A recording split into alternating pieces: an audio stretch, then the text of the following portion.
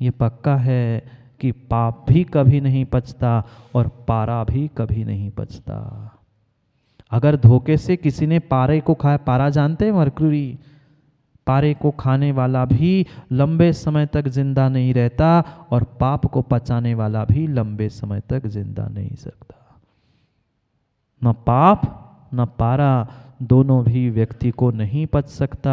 जैसे ही पारा खाया जाता है उसे निकालने का प्रयास किया जाता है। ऐसे तुमने पाप किए हैं, मानते हो ना, तो पाप किए हैं तो उन पापों को निकालने का प्रयास करो। निहम नि पापम भव दुख कारणम, इस भव के दुखों का कारण अगर कोई है तो ये पाप है, ये पाप है, ये पाप है। उस पाप को मैं निंदा गर्हा आलोचना से, मन वचन काय और कसाय से जो मैंने पाप किए हैं मैं उससे निकालना चाहता हूँ। भिषक इव, जैसे भिषक यानी एक वैद्य डॉक्टर मंत्रों से गुणों से किसी ना किसी प्रकार से हमारे भीतर की मवाद को, हमारे भीतर के रोगों को निकालता है। कभी किसी को फोड़ा हुआ, कभी किसी को फोड़ा हुआ, भले ही डॉक्टर को दिखाने के बाद वो दबाने लगता है, आप कितना ही चिल्लाओ, पर आपको चिल्लाने के लिए दबा नहीं रहा था, उस फोड़े के भीतर की मवाद को निकालने के लिए दबा रहा था। हमें लग सकता है रवि भाई महाराज ऐसा क्यों कहते हैं, इतने कठोर शब्द क्यों बोल रहे हो, पर मुझे पता है वह फोड़ा सहलाने से फोड़े की मवाद गुलाबचंद जी नहीं निकलती, उसे दबाकर ही फोड़े की मवाद निकालनी होती है। इसलिए तुम्हारे भीतर की कसाय, असंयम भाव, तुम्हारे मन वचन काय की विपरीत परिणति बाहर निकले। कम से कम कभी तो हमें लगे, एन बुरा लग जाए कि ठीक है अब महाराज नहीं करेंगे, तब तो ये जिनवाणी सुनना आलोक भाई काम का है। मात्र बहुत अच्छा कहने से काम नहीं होगा। तनक सी भी कसाय माँ कम हो गई तो ही जीवन बदल सकता है। दूसरों को पापी कहना बहुत आसान है, पर स्वयं के पापों को पहचान कर स्वयं के पापों से दूर होने के लिए निंदा गर्हा आलोचना करना उतना ही कठिन है। जितना जितना बीमारी को छुपा के रखोगे, कितनी ही छोटी बीमारी क्यों ना हो, वह छोटी सी छोटी बीमारी को भी डॉक्टर को दिखाना होगा। अगर समय पर उस बीमारी की औषधि नहीं करोगे, भले ही आज तुम्हारे छोटे सा हाथ में पैर में कहीं गठान हुई है, आज वह तुमने डॉक्टर को नहीं दिखाया, थोड़ा सा प्रमाद किया, वही गठान कल कैंसर की गांठ हो सकती है। हो सकती है क्या? वह कैंसर की गांठ हो सकती है। बीमारी जितनी छुपाओगे उतनी बढ़ेगी, ऐसी पाप जितना छुपाओगे उतना बढ़ेगा। पापों को छपाने की बात नहीं कर रहे हैं अखबारों में, व्हाट्सएप पे, ना दूसरे की ना स्वयं की, पर कम से कम गुरु के सामने तो उसको निकाल दो। बीमारी कितनी ही दुनिया के सामने तुम छुपा लेना, पर ऐसा कहते हैं डॉक्टर से अगर बीमारी छुपाओगे कोई भी तुम ठीक नहीं होगे, ऐसे गुरु से पाप छुपाओगे तो कभी जीवन में ठीक नहीं हो सकते। ना वैद्य से अपनी बीमारियों को छुपाओ, ना गुरु से अपने पापों को छुपाओ। जितना छुपाओगे और जितना छपाओगे दोनों से भी बढ़ेगी। मात्र गुरु से और डॉक्टर से उसको शेयर कर लो, उनके सामने निंदा गर्हा आलोचना कर लो, तुम्हारी बीमारी सब ठीक हो जाएगी। पर क्या करे, हम दूसरों में तो पाप खोजते हैं, स्वयं में पाप नहीं खोजते। चंद्रे जी, परम सत्य यही है। वह नकली सिक्का ही, नकली नोट ही असली के आगे दौड़ना चाहती है। ये संसार की रीत है, व्यापार की जैसी है वैसी तुमने इस अध्यात्म की भी और धर्म की भी रीत बना के रखी है। पक्का है जो ज़्यादा उचकता है, जो ज़्यादा सिक्का आगे छनकता है, वह नकली ही हुआ करता है। बुरा जो देखन चला मौसा जी, बुरा जो देखन चला, बुरा न मिलिए कोई, जो दिल खोजा अपना मुझसे बरा ना कोई। दूसरों की बुराई मत खोजो, मत खोजो। कौन कैसा कितना पानी में है वो अपने गुरु के सामने जाके कह लो, दूसरों की बुराई करने से मेरा काम नहीं होगा। हर कोई रावण का पुतला जलाता है। दशहरे पे हर जगह जगह पे रावण का पुतला जला जाता है। हर कोई कमठ को कोसता है, हर कोई रावण को कोसता है। पर मेरे भीतर के रावण और कमठ को खोज के देख लो तो पता चल जाएगा कि बुरा न मिले कोई, मेरे जैसा बुरा इस ब्रह्मांड में नहीं मिलेगा। इसलिए निंदा गर्हा आलोचना से अपने उन पापों का क्षमन करके अपने चारित्र में वृद्धि करा के अद्भुत धर्म के रहस्य को समझो। क्योंकि धर्म डर से नहीं, धर्म भय से नहीं, धर्म लोभ से नहीं, मान में नहीं, धर्म तो धर्म था। धर्म इन सब से उठकर हमें जागना सिखा रहा था, भागना नहीं। जागो भागो मत, समय भागने का हो गया है, भागने का समय हो गया है। दोपहर में सम्यक समाधान में आपके समाधान कर देंगे। अभी सम्यक समाधान नहीं, अभी जिनवाणी का पान कर लो। जो विकल्प है दोपहर में समाधान करने के लिए पहुंच जाना। आपके जीवन का पूरा समाधान सम्यक प्रकार से समय पे होगा। अभी समय हो गया है माँ भागने का, ना घर भागने का कि अपने भीतर जागने का। निर्णय समय करो, जागने का समय है ना कि भागने का। जितना अपना चादरा है वह भी भैया उतने ही पैर फैलाने होंगे, अन्यथा हमारा चादरा भी जाएगा और पैर भी चले जाएंगे और जीवन भी जाएगा। जो मिला है उसका समय पर समय का सदुपयोग करके समय को समझे। अपने विषय कसाय पापों को छोड़कर अपने धर्म को जगाने का प्रयास करो। यही समय का सार है और यही जीवन का सार है। अंतिम तीर्थेश वर्धमान स्वामी के शासन में हमसे विराजते और उनकी यह पावन पीयूष देशना हम सभी के लिए परम उपकारी।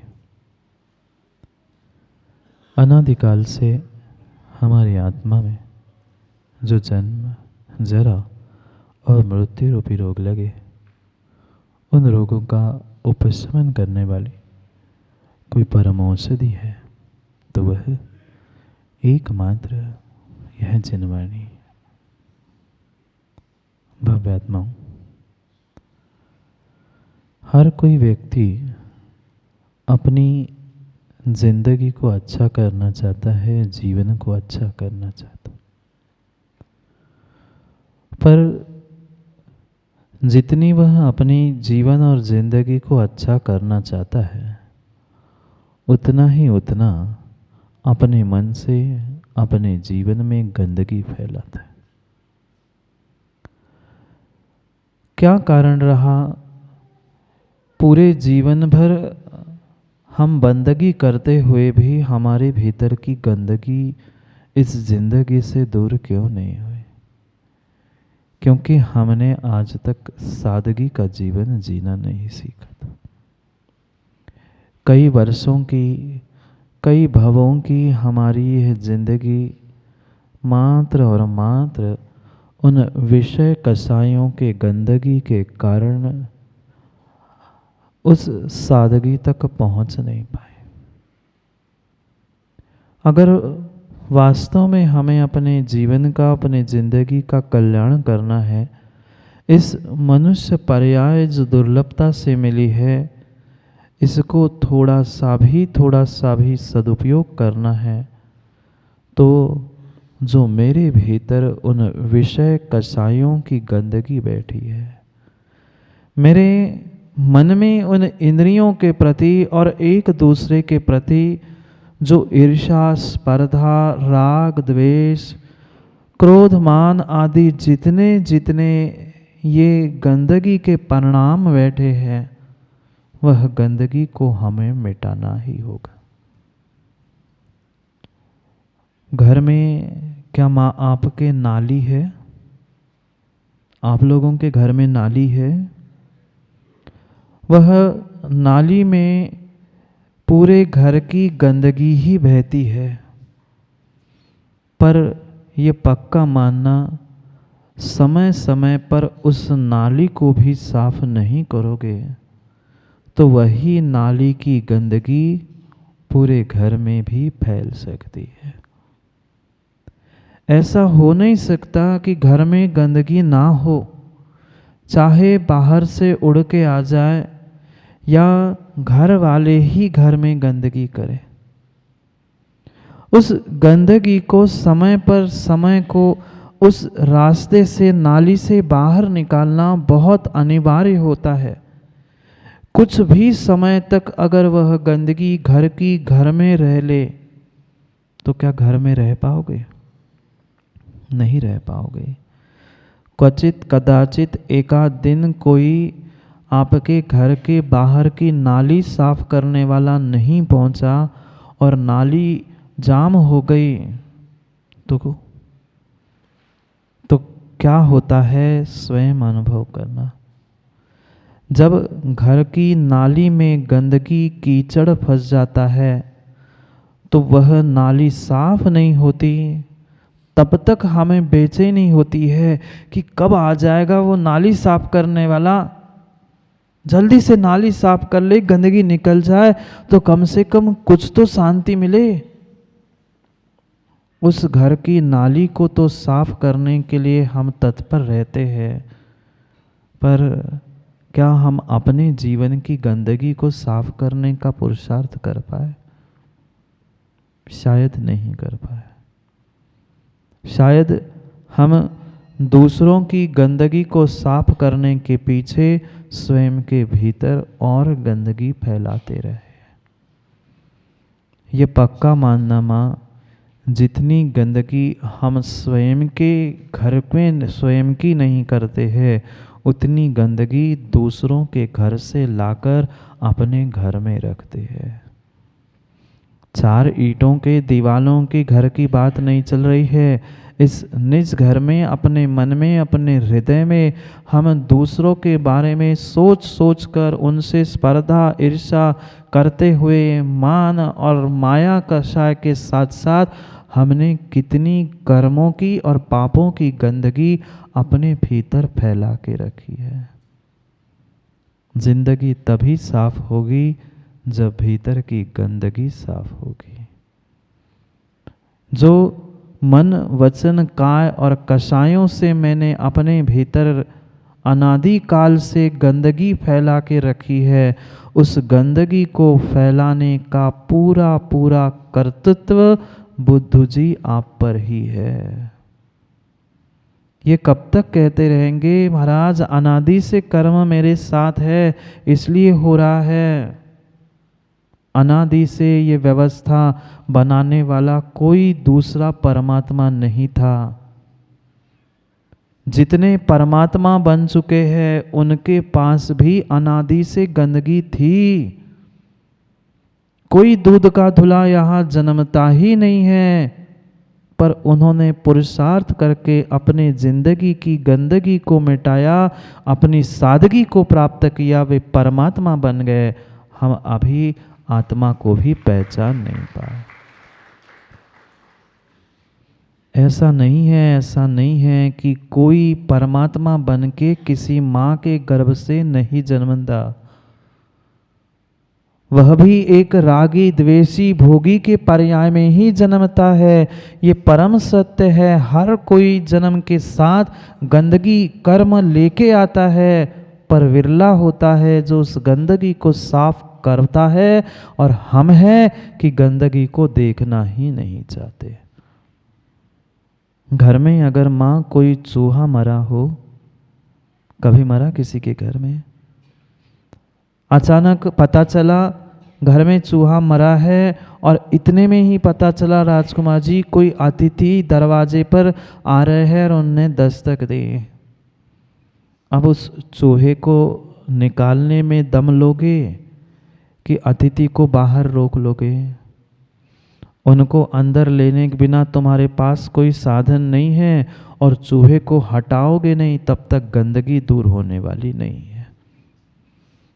एक समझदार कहने वाली माँ या समझदार श्रावक तुरंत उस दुर्गंध को, गंदगी को मिटाने के लिए बहुत सारी अगरबत्ती, इत्र, फुनेल आदि सब जगह फैला के रख लेगा, पर आप कितना ही उस गंदगी को दबाने का प्रयास करना, उन सुगंधों से वे गंदगी दुर्गंध दबने वाली नहीं है। दबेगी चंद मिनट जब तक वह अगरबत्ती जल रही है तब तक मुश्किल से कुछ समय तक वह गंदगी और दुर्गंध दब सकती है, पर जैसे ही जिस कोने में वह गंदगी या दुर्गंध आ रही थी उस कोने से जैसे ही हवा आएगी पुनः कमरा पूरा मकान उस दुर्गंध और गंदगी से भर जाएगा। चाहे आप उस कोने की छोटी सी दुर्गंध को, मल को, मरे हुए चूहे के पिंड को कितना ही तेल इत्र कुछ भी डालकर दबाने का प्रयास करना, वह लंबे समय तक वह दुर्गंध गंदगी दब नहीं सकती। क्या कभी अनुभव नहीं किया हो तो करके देख लेना। घर में जो आपने व्यवस्था बना के रखी है क्या करे, समस्या हमने स्वयं ने अपने हाथों से खरीद के घर में रखी है। पहले समय था लोग घर में भोजन करते थे और घर के बाहर गंदगी फैलाने जाते थे। आज घर के बाहर खाते हैं और घर में आके गंदगी करते हैं। समय बदल गया है, जमाना बदल गया है। ये परम सत्य है। लोग पहले घर में ही खाते थे और गंदगी करने के लिए बाहर जाते थे। आज बाहर की गंदगी खाकर घर में आकर और गंदगी फैलाते हैं। कैसी परिणति हो रही है हमारी, कैसे परिणाम हो रहे हैं हमारे। जो घर में बैठकर तुम्हारा बेटा, बहू आदि रिश्तेदार गंदगी करते हैं, समझ रहे बात को, उन चार दीवालों में सुबह सुबह उठकर उस गंदगी करने वाले को तो हम पुचकार रहे हैं, खिला रहे हैं, और जो गंदगी साफ करता है दादाजी उसको घर से बाहर भगा रहे हैं। संकेतों को ही समझना। आप बहुत ज्ञानी समझदार है, मैं जानता हूँ। रवि भाई नहीं समझ रहे। जो घर में चार दीवाली में गंदगी कर रहा है, वे बेटे को, नाती को, पोते को तो तुम पुचकार के घर में रखते हो, और उस नाली को और गंदगी को साफ करने वाले को तुम धुतकार कर घर से बाहर दहली भी चढ़ने नहीं देते। कैसी परिणति, कैसे परिणाम और कैसे दिन और हमारे कैसे भाव बदल चुके हैं। पता नहीं हम बड़े बड़े परमात्मा का तो साक्षात्कार करना चाहते हैं, पर परमात्मा का और आत्मा का साक्षात्कार बाद में होगा। पहले अपने दोषों का तो साक्षात्कार करो। पहले ये तो निर्णय करो कि मेरे जिंदगी में, मेरे जीवन में, मेरे घर में कौन गंदगी फैला रहा है। क्या ऐसा नहीं होता माँ? घर के बच्चे, घर के रिश्तेदार तो घर में गंदगी करते हैं, और नाली साफ करने वाला जो उस गंदगी को दूर करता है उससे कितना हम सादगी से बर्ताव करते हैं। विचार करना। ये काल का दोष नहीं है, ये किंचित भी काल का दोष नहीं है। काल को, निमित्तों को दोष मत देना। ये तुम्हारे स्वयं के परिणाम और परिणति का दोष है कि तुम्हारे परिणाम भी बदल गए हैं और तुम्हारी परिणति भी बदल गई है।